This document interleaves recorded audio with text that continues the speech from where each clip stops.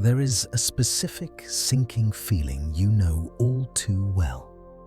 It usually hits you in the quiet moments of the morning, or perhaps late at night when the distraction of the day has worn off. It is a feeling of profound exhaustion, not physical tiredness, but a deep, marrow-level fatigue of the soul. You look at the person sleeping next to you, or you look at the text message on your phone that has gone unanswered for 6 hours, and you ask yourself the question that haunts you: why am I doing this again? You swore the last time was the last time. You swore after the previous relationship, the one that left you hollowed out, anxious and questioning your own sanity, that you would only choose someone kind, someone safe, someone consistent. And yet, here you are, different face, different name, but the exact same dynamic. You find yourself locked in a dance with someone who is emotionally unavailable, volatile, hypercritical, or just distant enough to keep you starving. You are over-functioning, over-explaining, and over-extending, trying to earn a love that should be freely given. Here is the brutal paradox that we need to confront today. You consciously desire peace, but your subconscious mind is attracted to war. You believe you are looking for a partner, but your nervous system is actually looking for a familiar catastrophe. You are not unlucky in love. You are not cursed. You are enacting a deeply embedded psychological script, a survival mechanism that once saved your life as a child, but is now slowly dismantling your life as an adult. We call this a trauma bond. But that term has become a buzzword, losing its weight. To truly break this cycle, we have to look at the machinery beneath it. We have to look at why wrong feels so right to you, and why healthy, stable love feels suspicious, boring, or even repulsive. You are not broken, but you are patterned. And today, we are going to look at that pattern without flinching. Part 1. Definition and psychological authority. To understand why we choose partners who hurt us, we must first understand that the human brain prioritizes familiarity over happiness. Freud called this repetition compulsion. It is the subconscious drive to repeat the traumas of the past in the present, not out of masochism, but out of a desperate, childlike hope that this time the story will end differently. If you can get the cold, distant partner to finally love you, you retroactively heal the wound of the cold, distant parent. But the mechanism that keeps you hooked is biological. It is rooted in what behavioral psychologists call intermittent reinforcement. Imagine a slot machine. If you pulled the lever and never won, you would walk away in minutes. If you pulled the lever and always won, you would eventually get bored. But if the machine gives you a win unpredictably, sometimes on the third pull, sometimes on the 50th, your brain releases a massive spike of dopamine. This unpredictability creates the strongest form of addiction known to science. In a toxic relationship, the wrong partner is the slot machine. Their affection is inconsistent. Because they are usually distant or cruel, the rare moments when they are kind feel euphoric. You mistake this relief for love. You mistake the cessation of pain for happiness. This creates a trauma bond. A trauma bond is not love. It is a physiological addiction to a cycle of abuse. Your body becomes dependent on the high cortisol of the stress and the high dopamine of the reconciliation. Neurologically, This hijacks your amygdala, the threat detection center of your brain. When you meet someone safe, someone consistent, kind, and available, your amygdala is quiet. There is no adrenaline spike. There is no chase. To a nervous system wired for chaos, this safety feels like boredom. It feels like a lack of chemistry. Conversely, when you meet someone who replicates your childhood trauma, someone who ignores you, judges you, or is volatile, your amygdala lights up. You feel anxiety, butterflies, a racing heart. And tragically, you have been conditioned to interpret this panic as passion. You think, I have such a spark with them. But psychology tells us something different. That spark is not your soul recognizing a soulmate. It is your trauma recognizing a predator. We often see this manifesting through attachment theory.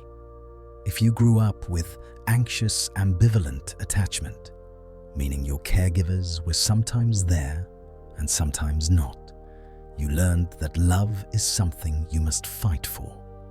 You learned that you only exist when you are being useful or when you are in a crisis. Therefore, an adult partner who is self-sufficient and consistent makes you feel invisible. You choose the wrong partner because the wrong partner guarantees you a job, the job of fixing them, winning them, or saving them. Part 2. The emotional cost and philosophical weight. The tragedy of this pattern is not just the bad relationships. The tragedy is the slow, agonizing erosion of the self. When you are addicted to the cycle of chasing unavailable love, you engage in a process called self-abandonment. Every time you silence your intuition to keep the peace, every time you apologize for something you didn't do just to end a fight, every time you lower your standards to accommodate their bad behavior, you are sending a message to your own psyche. I do not matter. This is the fawn response, a survival strategy where we merge with the needs of the aggressor to stay safe. The philosopher Carl Jung spoke of the shadow, the parts of ourselves we repress. When we keep choosing partners who diminish us, we are often projecting our own lack of self-worth onto them. We let them treat us the way we secretly treat ourselves. As Gabor Mate notes, trauma is not what happens to you. It is what happens inside you as a result of what happened to you. The trauma here is the disconnection from your gut instinct. The emotional cost is a life lived in a state of hypervigilance. You become an expert at reading the micro-expressions of your partner. Are they angry? Did I say the wrong thing? Is the mood shifting? You become the curator of their emotional state, while your own inner world turns into a wasteland. The existential weight of this is heavy. You are spending your one precious life trying to audition for a role in someone else's play. You are terrified of the void, the silence that would come if you actually left, if you stopped chasing, if you stopped fixing, if you stopped worrying. Who would you be? Many of us choose the wrong partners because the chaos distracts us from our own emptiness. If I am obsessed with their problems, I don't have to look at my own. If I am busy trying to survive their mood swings, I don't have to face the terrifying prospect of building a life for myself. We fear being unchosen, yes, but deeply, subconsciously, we fear being calm. Because in the calm, the ghosts of our past catch up to us. Part 3. Adult Manifestation and the Unlearning. So, what does this look like in the cold light of day? How do you know if you are caught in this repetition compulsion? It is rarely as obvious as physical danger. In the modern adult world, it is subtle, insidious, and easily rationalized. Here are 6 concrete manifestations of the trauma bond in adulthood. 1. The ick with nice people. You meet someone who calls when they say they will. They are interested, kind, and open. And you feel nothing. Or worse, you feel repulsed. You call them too nice, boring, or needy. You mistake their availability for weakness because your template for strength is coldness. 2. The fantasy bond. You are not in a relationship with the person in front of you. You are in a relationship with their potential. You ignore the reality of their neglect because you are fixated on the good days or who they could be if they just went to therapy or got that new job or stopped drinking. You are dating a hologram. 3. JADEing. Justify, argue, defend, explain.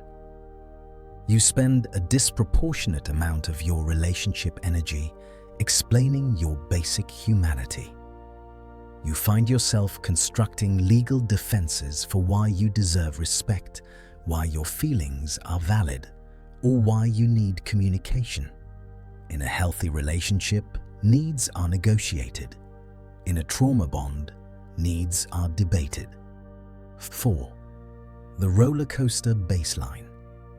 You measure the depth of your love by the intensity of your pain. If you aren't fighting, you worry the relationship is dying. You have equated conflict with passion. Peace feels like indifference to you. 5. Overfunctioning and rescuing. You are attracted to projects, not partners. You gravitate toward people who are financially unstable, emotionally immature, or struggling with addiction. This allows you to take the position of the strong one. It gives you a sense of control. If they need you, they can't leave you. 6. Somatic dissonance.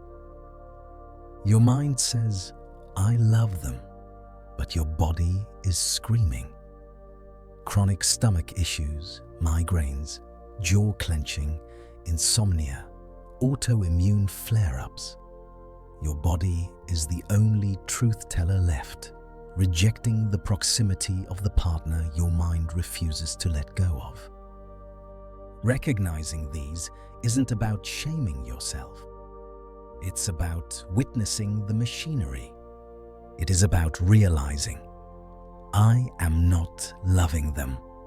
I am reenacting a script. Part 4. Healing, conclusion, and affirmation. How do we break a pattern that is wired into our very biology? How do we stop choosing the wrong partners? It does not happen overnight, and it does not happen just by thinking positive. It requires a rewiring of the nervous system. First, we must engage in somatic regulation. We have to teach your body that safety is safe. This means staying with the sensation of boredom without running away. When you meet someone consistent and you feel that lack of spark, don't run. Sit with it. Give it time. You are detoxing from the drug of chaos. You are acquiring a taste for healthy nourishment after a lifetime of surviving on sugar. Second, we must grieve the fantasy. This is the hardest part. You have to accept that you cannot save people. You cannot love someone into getting better. You have to grieve the child inside you who believes that if they are just good enough, the parent figure will finally change. They won't. and that is okay. Third, we must do the shadow work.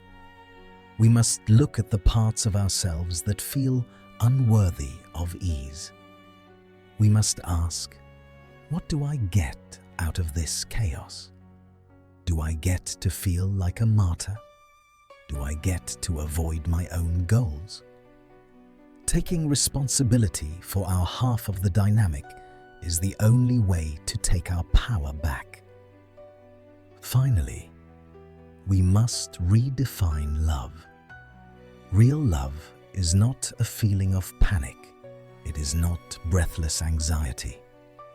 Real love feels like a deep breath. It is not a roller coaster. It is an anchor. The goal is not to find a perfect partner. The goal is to find a partner with whom you are safe enough to be imperfect. To close, I want to leave you with a thought from the Stoic philosopher Seneca, who said, "We suffer more often in imagination than in reality." You have been suffering in the imagination of what these partners could be, rather than facing the reality of who they are. It is time to come home to yourself. It is time to trust that you are capable of enduring the quiet. You are worthy of a love that doesn't hurt. You are worthy of a love that is boring, safe, and kind. I release the need for chaos to feel alive. I release the need to earn love through suffering. I choose the peace that I deserve. If this essay resonated with the shadow you've been carrying, consider subscribing and sharing this with someone who needs to hear it.